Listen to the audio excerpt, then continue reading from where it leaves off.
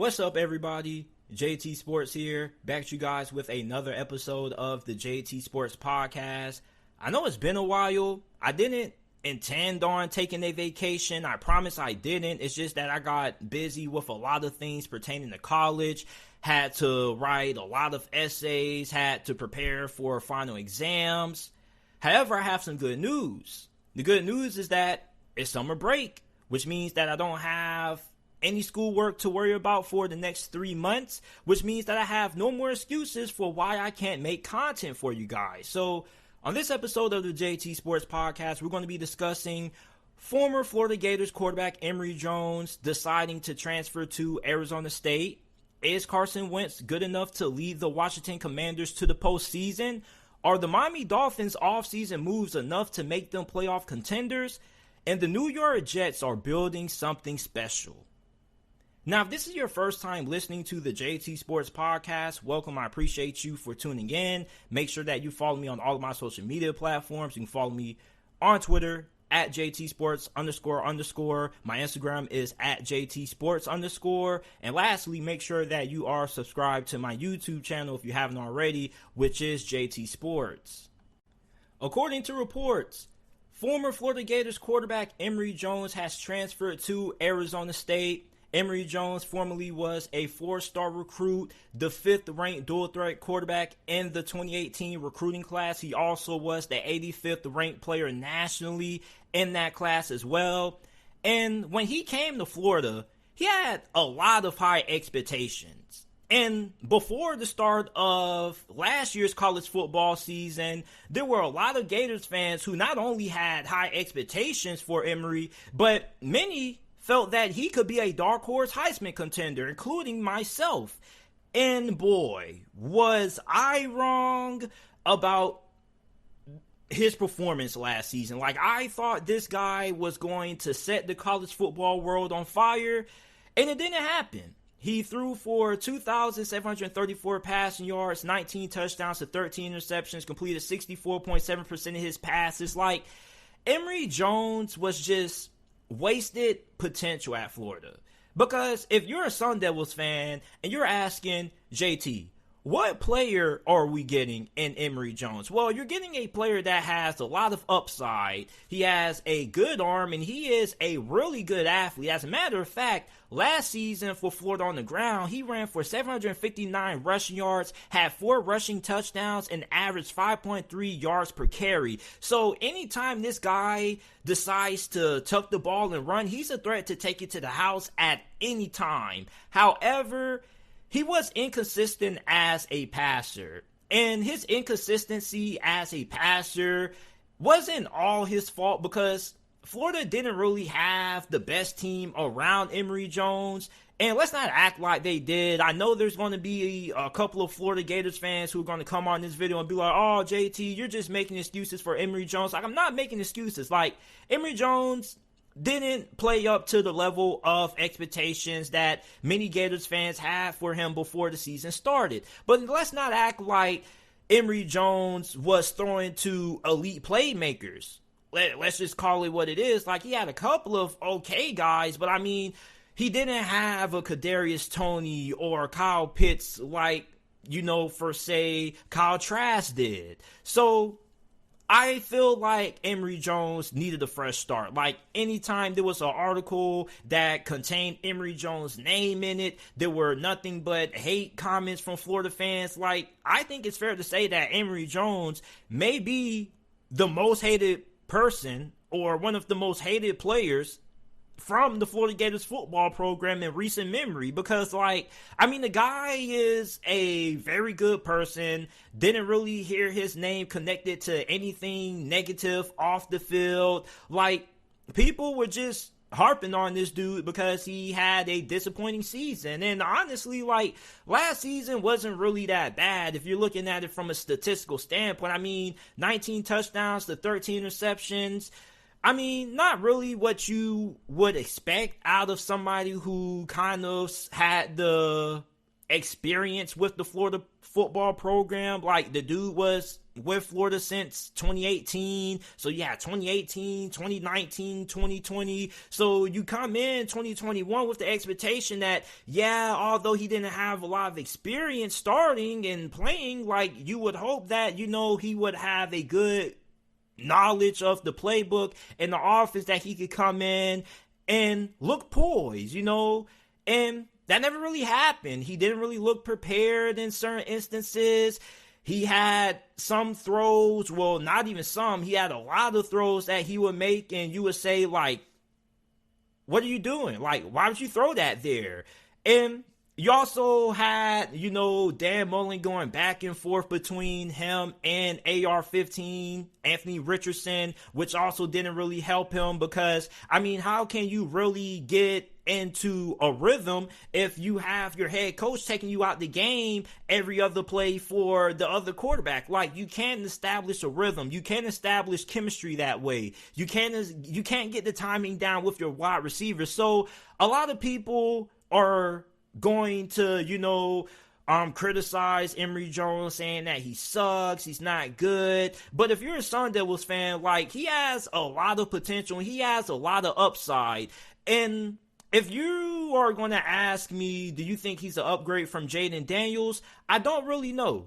I'm just be honest. Like, it's just one of those things that you have to wait and see. But for Emory Jones, like, I think this is what he needed. He needed change of scenery. He needed a fresh start. And Arizona State is a fresh start, because he probably is going to be the favorite to start, because Paul Tyson and the other quarterbacks that they have on the roster don't really have a lot of experience. And if you were to ask the consensus of Pac-12 fans who follow the Pac-12 conference heavily, many of them most likely would say that Arizona State, prior to this move, had the worst quarterback room in the conference. Now, I don't know how much this move of Emory Jones transferring to Arizona State changes people's outlook on how they view Arizona State, but you look at Emory Jones, like, the potential's there. All he really needs is for the right coach to come along and put everything together. And we've seen plenty of instances of players not really working out at other programs, getting a fresh start, and balling. And with Arizona State, you know, like, this is a pretty good situation for Emory Jones, because, like, he's going to be in a position where the starting job is pretty easy to win. I'm not going to say it's going to be a give me. He is going to have to win it outright. And he's going to have to do it in a short amount of time, because he pretty much missed the majority of, well, all the spring for Arizona State. So he's going to have to come in on a short notice, learn the playbook, get the chemistry and timing down with his teammates fast enough that he can start week 1. But if you're a Sun Devils fan, like, I don't see no reason why you shouldn't be excited about this. Like, yeah, Gators fans are probably going to, you know, talk Emory Jones down, but I mean, you have somebody who is a new face in the program. You have somebody who is super talented, does possess the ability to end up becoming one of the best quarterbacks in this sport. However, you just have to wonder if your coaching staff is going to be good enough to put all of the talent that he has together. And on top of that, Arizona State's team as a whole, like, it's not really that great. Like, last year, the wide receiving core dropped a lot of passes. They struggled getting off the line. They didn't really create a lot of separation. So you wonder how much the wide receiving core is going to be improved going into this season compared to last season. On top of that, you lost a really talented duo of running backs, one to the draft, one who ended up transferring. So for Arizona State, they have a lot of questions. And one of those questions is the quarterback position. However, if you are an Arizona State fan, you're hoping that Emory Jones can come in and provide you with some stability at the quarterback position and some pretty good play, which I think that Emory Jones is more than capable of doing. It just really depends on if this Sun Devils coaching staff can get the most out of the talent that Emory Jones has. So let me know what you guys think about this move down in the comment section down below if you are watching this on YouTube. Early this offseason, the Washington Commanders decided to trade for Carson Wentz. And Carson Wentz had a pretty solid season last year with the Indianapolis Colts. He threw 27 touchdowns, only threw 7 interceptions, completed 62.4% of his passes, threw for 3,563 passing yards. So when he got traded from Indianapolis, like, I was really surprised. And when the trading rumors were coming out, like, I didn't believe him at all. Like, I just thought it was just a bunch of off-season noise. I thought that he was going to remain the quarterback for Indianapolis. But, however, it seems like those reports were true. Now, it seems like the trade of Carson Wentz to Washington wasn't solely motivated off his play. Like, yeah, he had some bad games. He had a really bad game against Jacksonville, which pretty much cost them a spot in the postseason. However, like, Carson Wentz was solid for Indianapolis. And Carson Wentz is still a solid quarterback. Now, is he the quarterback that he used to be when he was in his MVP form with the Philadelphia Eagles? No, he's not. But if you have a solid team around Carson Wentz, he can get you to the playoffs. Like, Washington has Terry McLaurin, Curtis Samuel, and then you recently used your first-round selection this past year's draft on Penn State wide receiver Jahan Dotson. So you have a pretty solid group of wide receivers. You also have some pretty good depth behind those guys as well. Let's not also forget that you have Antonio Gibson in the backfield at running back, and you do have tight end Logan Thomas in Washington. I don't know how many of you guys knew this, but did you know that Washington had a top 10 offensive line last year? Yes, according to PFF and a couple of other websites that I was reading, a lot of them have Washington graded as having a top 10 offensive line. Now, of course, we don't know if their performance last season is going to translate to this season, because every year is a new year. Teams could either get worse or get better at certain positions. So we don't really know if the offensive line is going to continue the level of play that they had last season into this season. However, I do think that, the offensive line, at least looking at it on paper, it should be pretty good. Now, will it be as good as what it was last season? Maybe not, because you did lose one of the best offensive linemen in the NFL, and Brandon Sheriff, who ended up signing with the Jacksonville Jaguars in free agency. But the offensive line for Washington on paper looks like it should be pretty solid. So for Carson Wentz, the pieces are there. You probably could make the argument and say that Carson Wentz has more to work with in Washington compared to what he had to work with last year in Indianapolis. Because outside of Jonathan Taylor, the Colts didn't really have that many playmakers on offense outside of Michael Pittman. Like, the wide receiving core wasn't that great talent-wise. So, if you're Carson Wentz, this kind of is an upgrade in a sense in terms of the talent. Like, you're going to a team that really only had about 2 solid players and, Michael Pittman. And then you did have, Jonathan Taylor, who ended up breaking out and becoming an MVP candidate. But outside of those 2 guys, there wasn't really that much for Carson Wentz to work with the Colts. So he's going to a team in Washington that has a lot of depth at wide receiver, a lot of playmakers on the offense side of the football. And the Commanders went 7-10 last season. This team, if they had, some stability at quarterback, they probably could have snuck into the playoffs as a 7 seed over Philadelphia. Because if you can go 7-10 with the quarterback issues that Washington had, imagine what they can do with at least an average starter at quarterback. So you look at Ryan Fitzpatrick. Ryan Fitzpatrick was supposed to be the starting quarterback for Washington. However, he got injured really, really early, so that knocked him out. Then they ended up having to put in Taylor Heinicke, which some Washington fans felt like he could end up being the quarterback of the future for the franchise, because you look at how he performed in their playoff game against the Tampa Bay Buccaneers. Even though they lost that game, he was one of the main headlines or one of the main takeaways from that game. And some Washington fans felt like, maybe he could have a little bit of upside to be a solid starter. Well, we saw Taylor Heinicke, that fizzled out. And then they ended up drafting Sam Howell in this past year's NFL draft. But I really feel like for Carson Wentz, unless something catastrophic happens and he just completely just falls apart, I don't see no reason why Carson Wentz shouldn't continue to put up solid numbers. As a matter of fact, like, he probably could put up better numbers this season than what he did last season, because you got to remember that Indianapolis was primarily a running football team. So they put a lot of emphasis on running the football.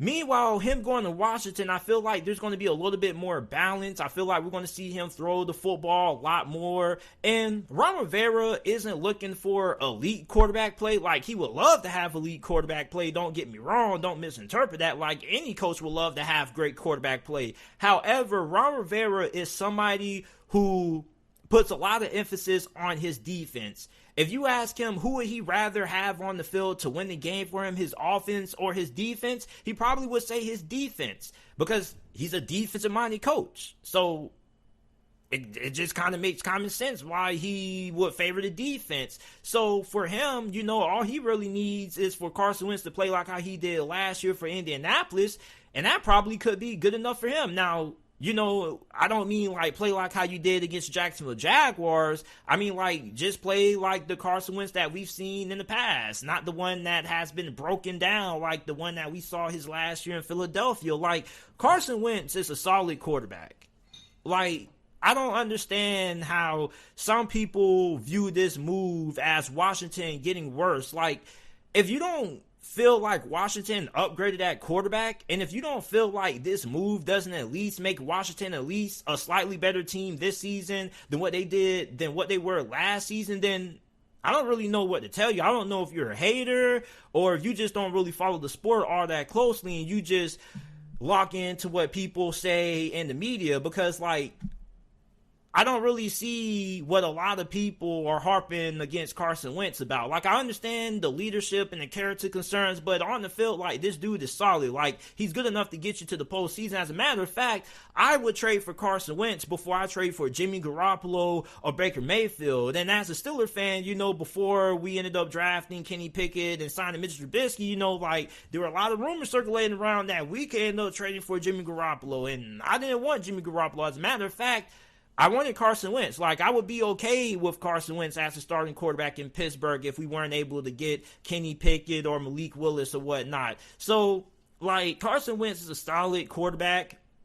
I don't know why people are trying to make Washington out to be like a worser team now than what they were last year with Carson Wentz. Like, Carson Wentz is not bad. Like, I don't really understand why people keep trying to push this narrative. Is he elite? No, he's not. Is he even good? Probably. It depends on who you ask, but I feel like Carson Wentz is a solid starter. Like, he's a top 14, top 18 QB, and you can win with Carson Wentz. However, can he be the guy to take you to the Super Bowl? Probably a question for another day. Maybe not.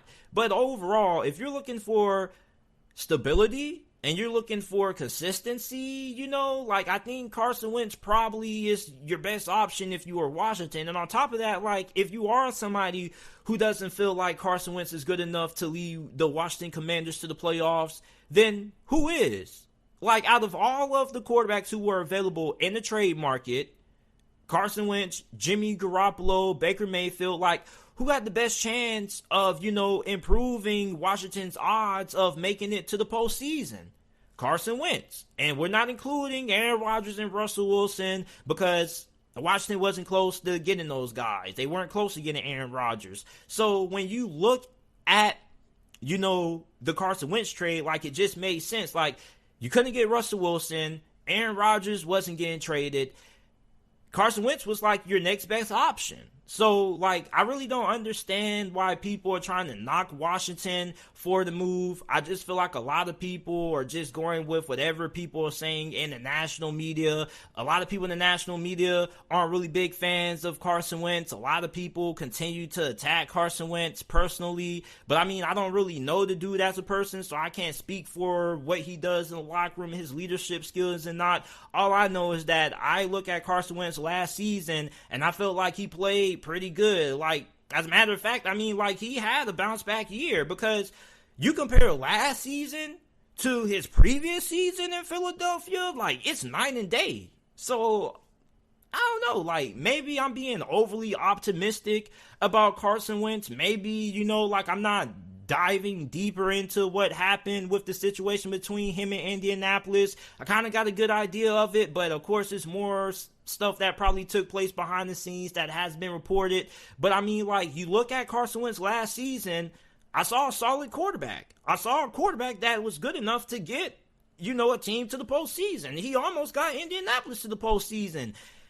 Now, maybe if Indianapolis had, a couple of more pieces around them, maybe he doesn't stink it up against Jacksonville. But we would never know because these are just speculations. It's what if. But based off last season, I feel like if Carson Wentz plays the same way he did, minus the Jacksonville game, Washington most definitely should find themselves in the playoffs. And I would be kind of surprised if Carson Wentz wasn't good enough to at least get Washington to 9 or 8 wins. Like, if Washington ends up having less than 7 wins this season, I would be shocked.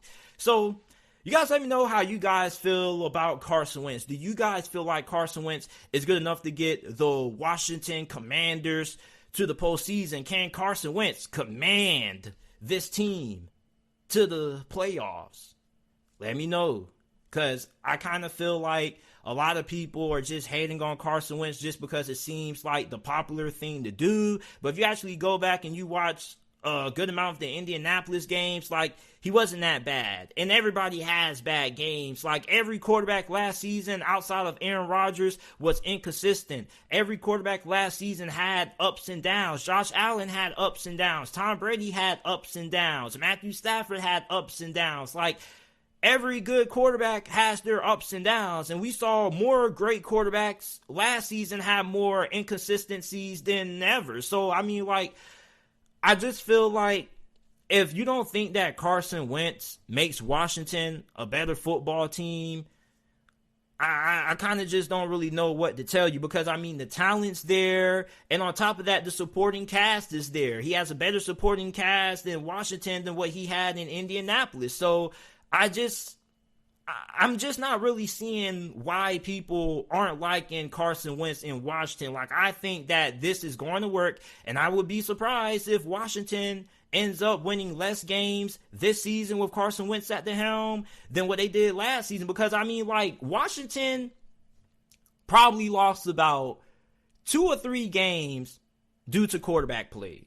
And even if they had Ryan Fitzpatrick, maybe they could have won those 2-3 games, and maybe things would have changed. Maybe they could have won the division. Maybe they would have made it to the postseason. But with Carson Wentz, you're getting somebody who has good athleticism. He can extend plays. He can move around. He has some mobility. He has a really good arm. It's just that sometimes he can play really bad at the wrong moment.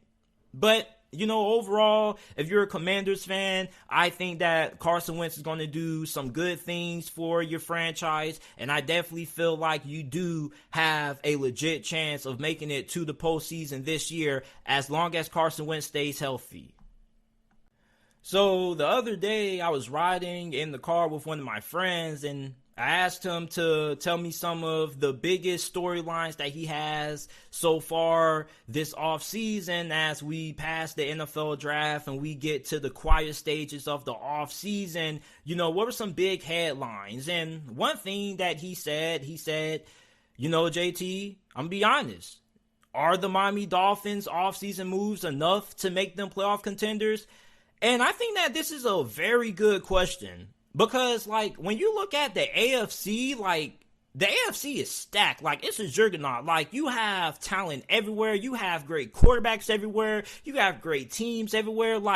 It's really hard to, try to figure out what teams are going to be in that playoff conversation, what teams are going to be fighting for one of the last remaining spots in the AFC for that 6 or 7 spot, and which team is going to be on the outside looking in. Because if we're being honest, there's going to be plenty of good teams this year in the AFC that end up missing out on the postseason. And not because they were bad football teams, but just because, they were, not able to get in over the 7 other great ones. So, you look at Miami, where do they lie? Because initially, this is a playoff team. The offensive line has been improved drastically. You bring in Terron Armstead, one of the few elite left tackles that we have in the game. Terron Armstead himself pretty much just gave the Miami Dolphins 2 wins. You may be saying, JT, like, how can one player automatically just give a team 2 wins? Well, you got to look at the value of certain positions. You know, left tackle is very hard to find an elite player at, which is why Trent Williams at his age is making the money that he's making. And he's one of the best, not only left tackles in the game, but one of the best football players that we have in the league. When you look at Terron Armstead, he's in that same discussion. He's one of the best left tackles in the NFL over the last couple of years, and he's one of the few elite left tackles that we have in this game. So that is a tremendous signing for the Miami Dolphins. That's drastically going to improve the offensive line, and that leads to 2 wins, because if you have an elite left tackle, that means you have somebody who's going to be able to, you know, hold their own against some of the elite pass rushers in the league. Then you sign offensive guard Connor Williams, which don't really know how it's going to play out, because, I mean, Connor Williams was solid. However, he does have a issue of holding a lot, so don't know if that's going to be addressed or whatnot. But, I mean, he's better than what the Dolphins had starting at offensive guard last season. Then you signed wide receiver Cedric Wilson, which I love this signing, because Cedric Wilson was probably one of the more underrated wide receivers in free agency that not too many people were talking about. And Cedric Wilson has the upside to be a fringe wide receiver 1 or a really good wide receiver 2. All he really needs is the opportunity. He didn't really get those opportunities of being a wide receiver 2 in Dallas because he got overshadowed by, you know, CD Lamb and Amari Cooper. And it's weird because he's going to the Miami Dolphins, where he's going to be overshadowed by Tyreek Hill and Jalen Waddle, which is another addition that we got to talk about. The additional trading for Tyreek Hill, they gave up the fan to get him. But Tyreek Hill, like, this dude is also somebody who can equate to 2 or maybe 3 wins. Like, Tyreek Hill by himself may be able to win you a couple of games. Like, he won a handful of games for Kansas City during his time with the Chiefs. So with the Miami Dolphins adding Tyreek Hill, you have the fastest wide receiving core in the NFL with Jalen Waddle and Tyreek Hill. Like, how are you going to defend it? How are you going to defend it? Like, are you telling me you really trust your favorite team? Not talking about Dolphins fans, but you really trust your favorite team to be able to play man coverage all game with 2 of the fastest wide receivers in the league? Yeah, good luck with that. Playing man-to-man coverage with Tyreek Hill is already deadly enough. But then you're going to try to do it with Jalen Waddle. Yeah, like, I don't really know how people are going to plan on slowing down these wide receivers. The only way you can really slow down these wide receivers is if Tua Tagovailoa isn't able to get them the ball.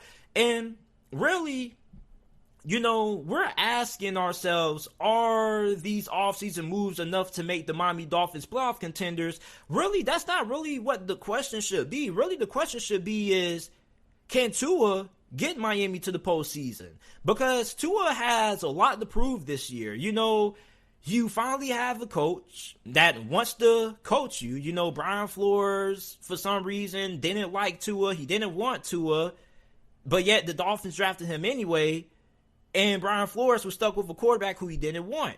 So now with Mike McDaniels, you have a head coach who seems pretty excited to work with Tua Tagovailoa. Now you bring in Teddy Bridgewater, so if Tua does get hurt or he ends up not really playing that well, you have somebody who can come in and be serviceable. So on the defense side of the football, you draft linebacker Shane Tittle out of the University of Georgia in round 3, and I like him a lot. Like, I think he was probably one of the 5 best linebackers coming out of this draft class, and I think that he's going to have immediate impact if he is able to start day 1 for the Miami Dolphins. The Miami Dolphins also, you know, extended or redid the contract of Xavier Howard. They also got a deal done with tight end Mike Gesicki and Emmanuel Ogbah. Like, Emmanuel Ogbah is going to be a really big piece of that Miami Dolphins defense. Like, he's been probably their most productive pass rusher that they have had. You're also going to have Jalen Phillips going into year 2. Interested in seeing what he does. But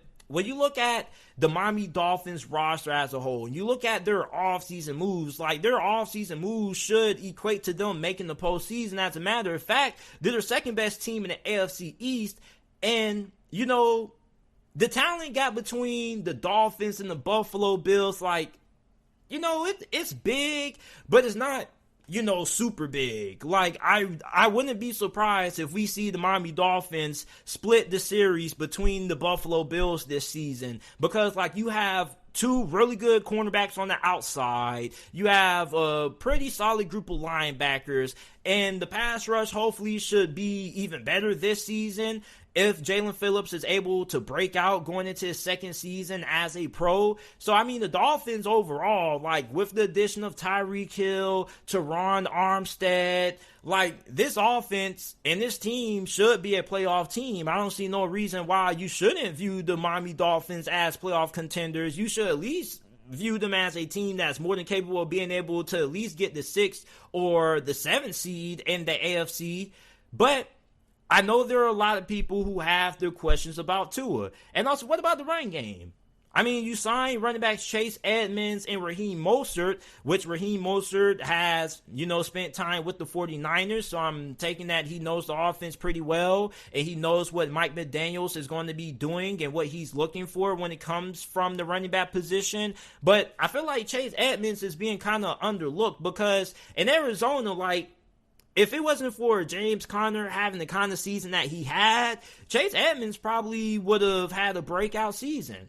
So you look at Chase Edmonds, he's really good at catching the ball out of the backfield. You look at the speed of Raheem Morris and the acceleration that he has, one of the fastest running backs in the league. You're going to have a pretty good 1-2 punch at running back. Also can't forget about fullback Alex Ingold, who they also signed, one of the best fullbacks that we have in the game, which we're going to be seeing the Dolphins probably running a lot of stuff out of the I formation. They're going to be using the fullback there. So it's going to be a lot of power running as well. But I just look at the moves that the Dolphins make, and it's like, if you don't see them as a playoff contender, then, like, are you just somebody who just doesn't believe in Tua? Or are you just a New York Jets fan, a Bills fan, or a New England Patriots fan? Because the moves that they made this offseason are definitely more than enough to get them into the playoffs. It really all now just depends on Tua Tagovailoa. Is he going to be able to make the most of the pieces that he has around him? Okay, and for the division, I mean, like, I don't really feel like the Patriots right now are as good as what the Dolphins are from a talent standpoint. But we already know that you never judge the Patriots based off talent. You base them based off, other things like their coaching and whatnot. But for the Dolphins, man, like, I just feel like everything is there. It all really just depends on Tua Tagovailoa. And I wouldn't be surprised if we see the Dolphins get into the playoffs. I'm not going to say if they will or will not. I'm going to save that for a different video. But I have a pretty good feeling that the Dolphins are more than likely going to be in playoff contention. I'm willing to bet a lot of money. So if you're somebody who doesn't feel like the Dolphins are going to be in playoff contention, you don't think the Dolphins can win at least 8-9 games? I don't really know, man. Hit me up if you want to put some money down on that. But overall, like, you look at the addition of Tyreek Hill and Terron Armstead, like, those are just two huge additions in themselves. And they're so huge because, like, you pretty much have a combined 4 wins signing those two players because of how effective of a left tackle Terron Armstead is, like how dynamic of a receiver Tyreek Hill is. Like, you have to account for him anywhere he lines up. Anytime he gets the ball, he can take it to the house. Punt returns, kick returns, screens, slants. He can beat you throwing the football downfield. Like, you look at Jalen Waddle, you look at Mike Gesicki. Like, this offense is going to be really fun to watch this year. So you guys let me know. Do you guys think that the Miami Dolphins are playoff contenders? Let me know down in the comment section down below. The New York Jets, man, you got to give them a lot of credit. Like, general manager Joe Douglas and Robert Saleh, they're building a monster. Like, the Jets dominated the offseason. Free agency, they signed offensive guard Laken Tomlinson, who played under Mike LaFleur when he was in San Francisco. He's one of the best interior offensive linemen in the game. He was one of the best offensive guards available in free agency. The Jets improve their offensive line. Now you pair Lincoln Tomlinson up with Elijah Vera Tucker, George Fant, Mekhi Becton. The Jets offensive line is going to be really solid this year. Okay? Then you get more weapons for Zach Wilson. You draft Garrett Wilson in this past year's NFL draft. You still do have Corey Davis, who is a really productive wide receiver when he's able to stay on the field. You have Elijah Moore, who is expected to have a breakout season. Let's not forget about Denzel Mims. Like, did we forget about Denzel Mims? What happened to Denzel Mims? Haven't really heard anything about him. Like, the Jets drafted him out of Baylor a couple of years ago, and it's like, we haven't really heard anything about him. But the Jets do have some pretty solid depth at wide receiver as well. Then at tight end, you sign CJ Uzomah, who was a very critical part of that Bengals offense, regardless of what the stats say. You know, he was Joe Burrow's safety blanket at times. He has pretty reliable hands. So for Zach Wilson, if you're looking for a sure-handed target to throw the football, to move the chains on third downs, CJ Uzomah is your guy. So for the New York Jets, man, like, they basically said, hey, Zach Wilson, like, no more excuses. We need to see some big things out of you this year. Like, the wide receiving core is going to be there. We got you a true number one in Garrett Wilson, even though, you know, Elijah Moore could have became your true number one. Now you have, you know, two good potential true number one wide receivers in Elijah Moore and Garrett Wilson, right? So you have your wide receiver position taken care of. Now you improve the offensive line. But what about running back? Well, you already had Michael Carter. So what do you do to bolster the running back room even more? Oh, you draft Breece Hall, the best running back in this past year's draft class. So the draft that the Jets had was so great that I saw one insider compare it to the draft that the New Orleans Saints had back in, 2018? I think it was 2018. I'm trying to remember what year it was. I think it was 2017. That was the draft where they drafted Ryan Ramczyk. They also drafted in the first round Marshawn Lattimore. They also got Marcus Williams. Like, they had a really good draft. And there was an insider that said that he believes that the Jets draft this past year is just as good as that 2017 draft class that the New Orleans Saints had.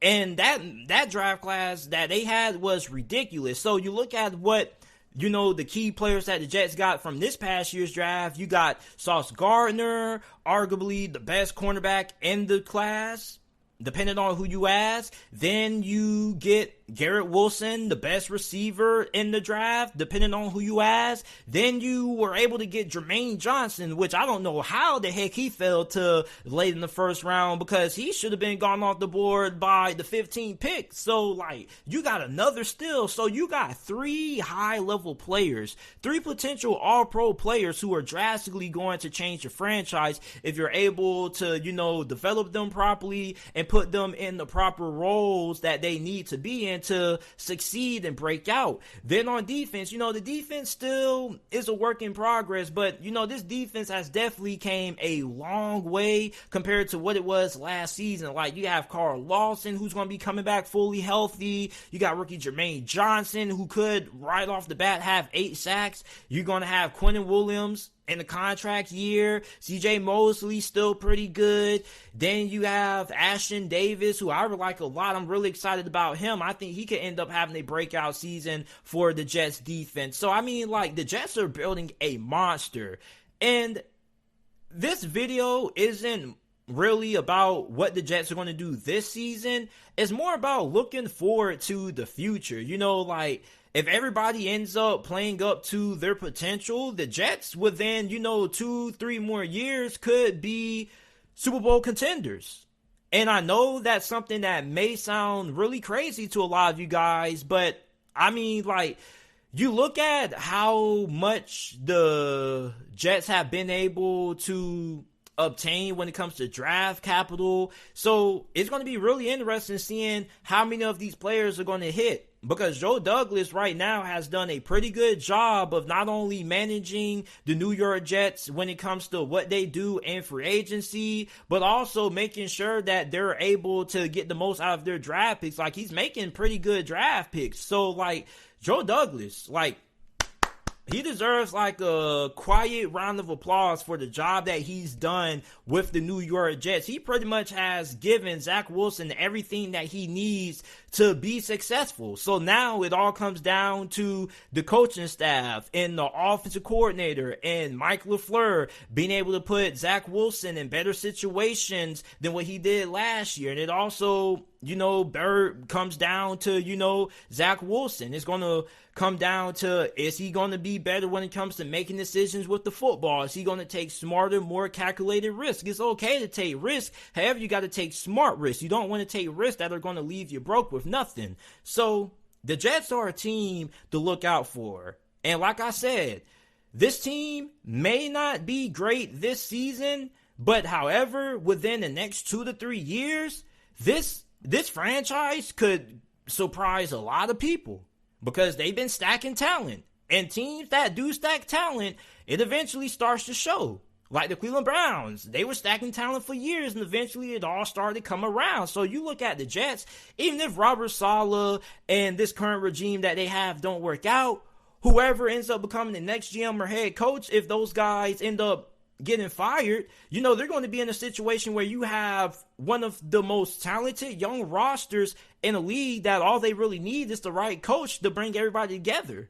So for Robert Saleh, man, like, I'm really intrigued in seeing how the New York Jets perform, not only this season, but in the next 2-3 years, because if everybody ends up hitting and playing up to the level of potential that everybody saw in them when they were drafted, and on top of that, if these free agent acquisitions work out, which I believe that they will, the New York Jets are going to be a really scary football team in the next couple of years, and they can be really scary this season. Like, they could be a team that's going under the radar that a lot of people may be sleeping on, because, if Zach Wilson ends up taking that next step, and that big next step, like, the Jets could definitely find themselves in one of the final spots, either the 6 or 7 seed, or at least competing for one of those final spots in the AFC playoff race come week 17 or the final weeks of the regular season. So I definitely feel like when you look at this Jets team right now, they are doing things the right way. They are building around their young quarterback. They're not just they didn't just draft Zach Wilson and say, you know what, we're going to draft you and we're just going to make you do everything by yourself. We're not going to give you no help. We're not going to draft no wide receivers for you. We're not going to sign no offensive lineman in free agency for you. Like, literally, that's what the New York Jets kind of did when they drafted Sam Darnold. They kind of just say, you know what, we're going to draft Sam Darnold, and we feel we feel like you're good enough that you're going to be able to overcome all our limitations. Like, literally, like, why would you draft the quarterback and not build around them? Why would you not try to improve the offensive line? Why would you not try to improve the wide receiving core? It seems like, the Jets never really took the measures that they're doing right now to build around Zach Wilson like they did for Sam Darnold. So for Zach Wilson, man, like, it's pretty much going to be a really big season for him. Because if Zach Wilson ends up, disappointing, could the Jets potentially look to test the quarterback market? Could they potentially look to upgrade that quarterback? Could they potentially bail on Zach Wilson? Because the way these quarterbacks continue to come out of the draft and whatnot, like, teams are always looking for the next best thing, the next bigger thing. They're always looking for the next upgrade, which means that, a lot of teams don't have a lot of patience when it comes to developing quarterbacks. The NFL is a lot different now in, the year 2022 than what it was back in 2007 when you used to draft your rookie quarterback. You used to give him 4 to 5 years to show you that he was the dude, unless he was Jamarcus Russell bad and you had to get him up out of there in 2-3 years. But, for Zach Wilson, like, I'm really excited to see what he does this season. And I think that he could end up taking that next step in his development. As a matter of fact, I'm kind of thinking about picking him up in a couple of fantasy football leagues. But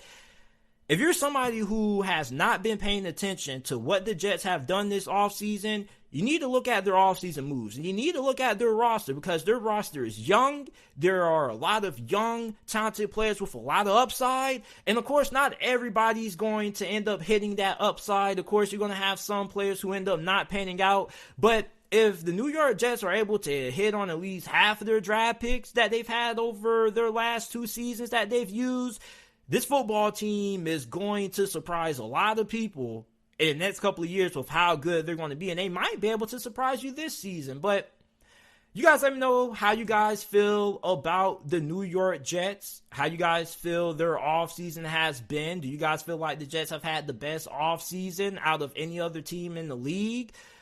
Let me know what you guys think. I appreciate you guys for listening to this episode of the JT Sports Podcast. If you're listening to this on YouTube, make sure that you subscribe to the channel, like the video. Also, make sure that you check out the JT Sports Podcast. Every video that's uploaded on the channel is available in audio format on every single podcasting platform. Apple Podcasts, Google Podcasts, Spotify Podcasts, wherever you get your podcasts from, the JT Sports Podcast is available. I appreciate you guys for tuning in, and I will see you guys next time with another episode of the JT Sports Podcast.